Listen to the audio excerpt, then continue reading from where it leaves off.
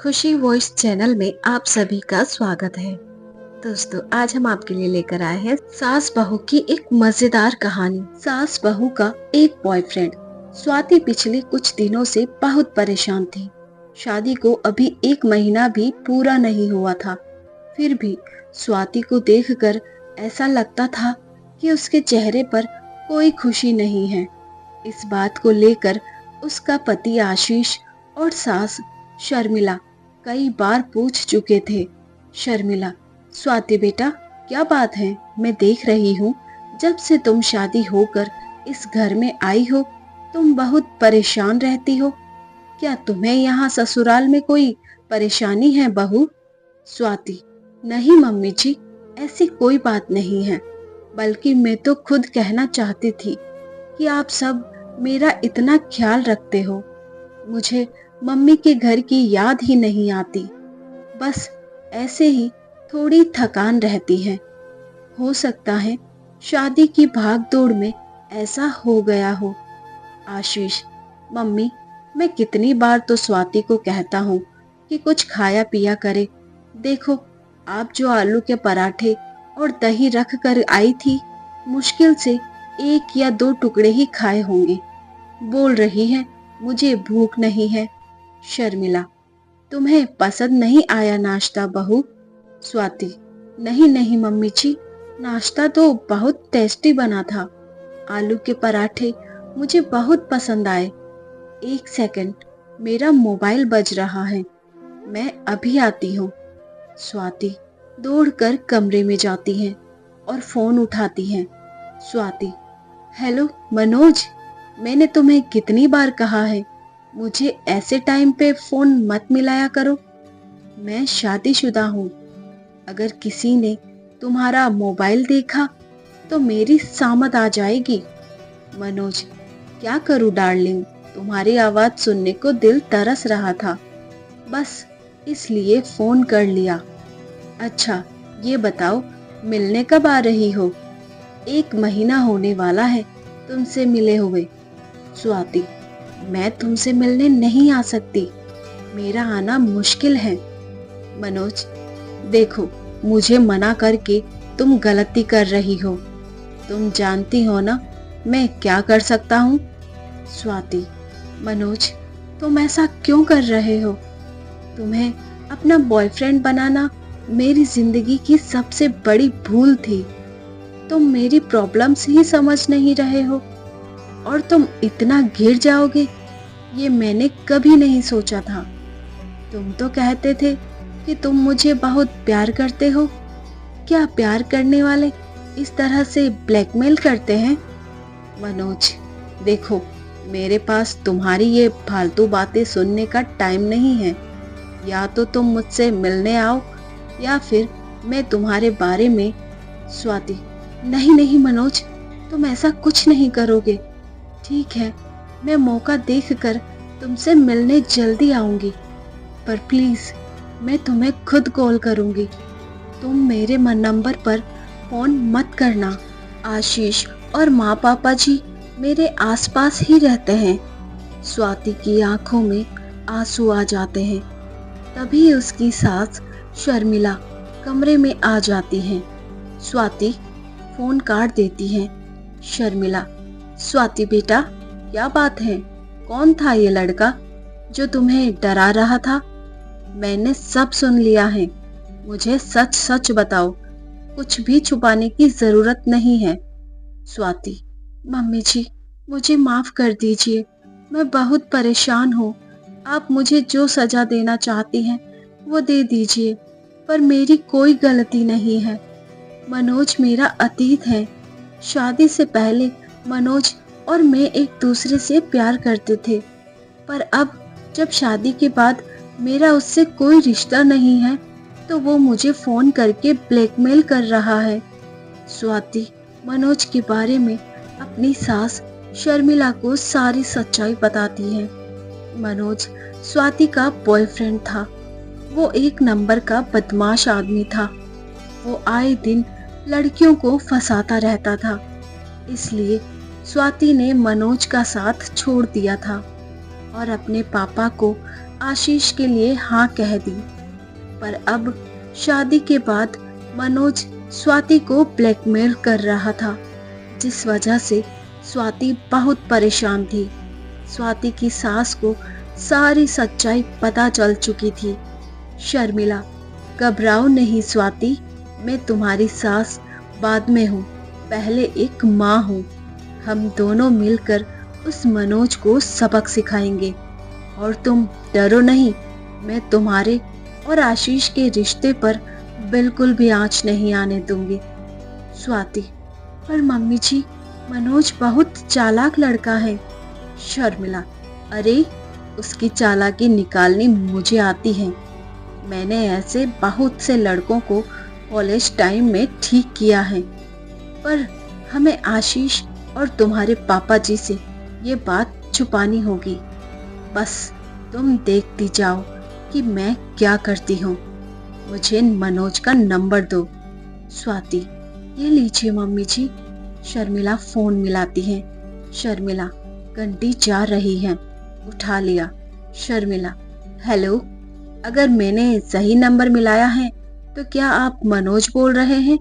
मनोज, हाँ, नंबर तो आपने बिल्कुल सही मिलाया है, मैं मनोज बोल रहा हूँ। पर आप कौन? शर्मिला, मेरा नाम रीटा है। मैंने सोशल मीडिया पर आपको देखा था, वहाँ प्रोफाइल पर आपने अपना कांटेक्ट नंबर भी डाला हुआ था। सच कहूँ तो मैं तो आपकी पिक देखते ही आपको दिल दे बैठी थी। आपको फोन किए बिना मैं रह नहीं पाई।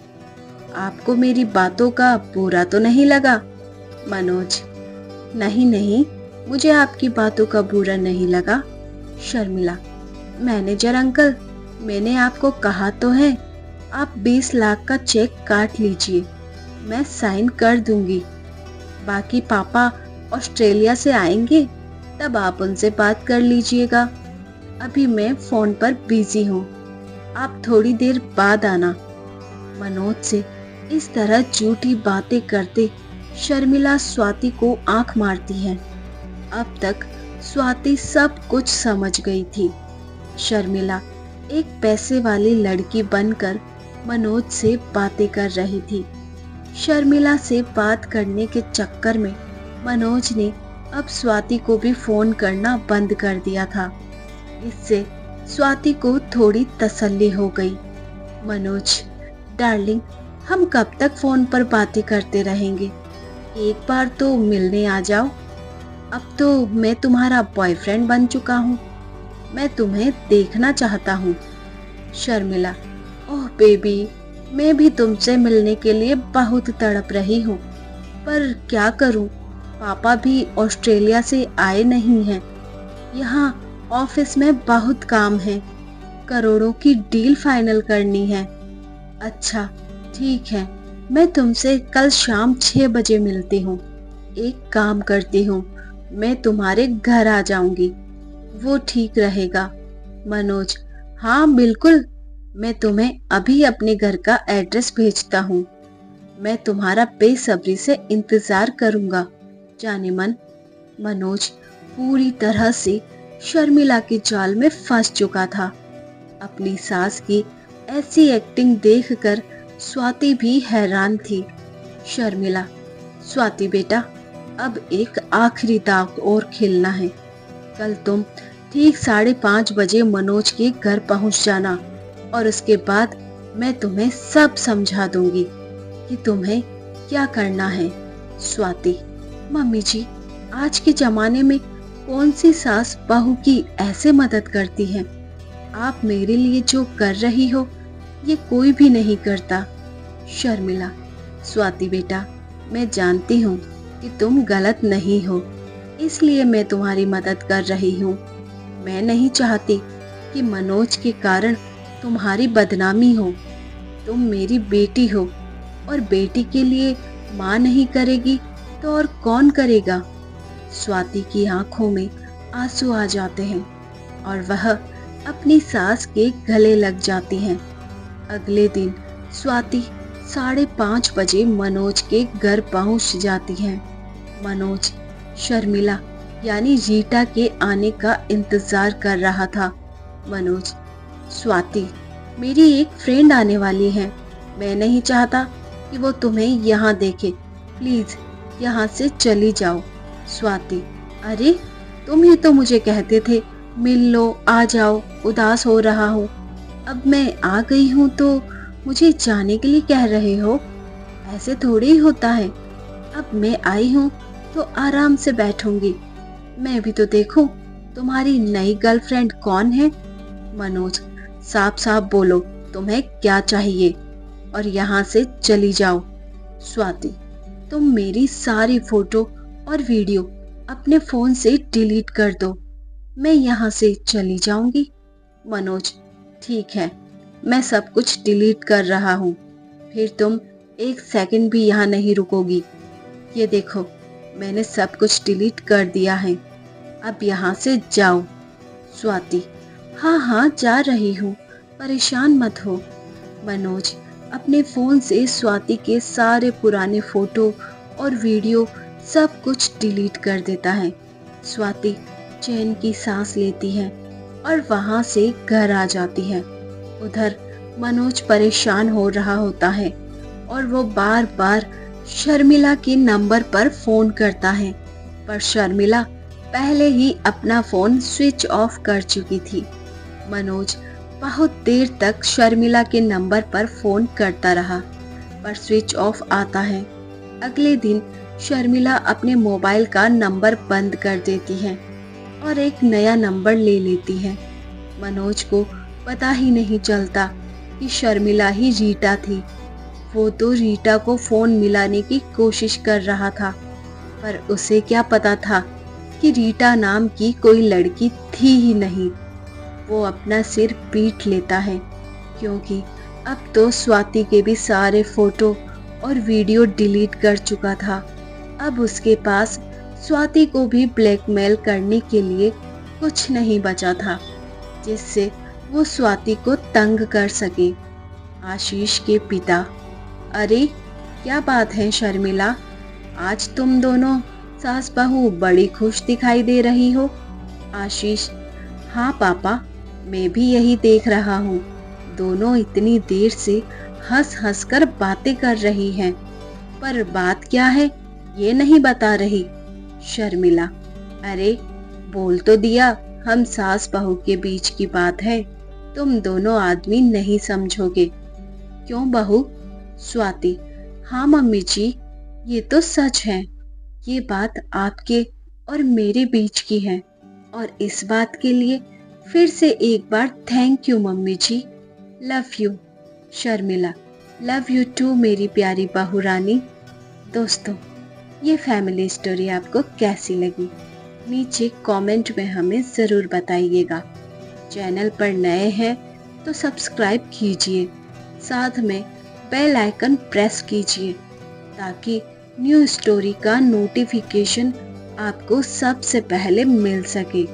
कहानी को पूरा सुनने के लिए शुक्रिया।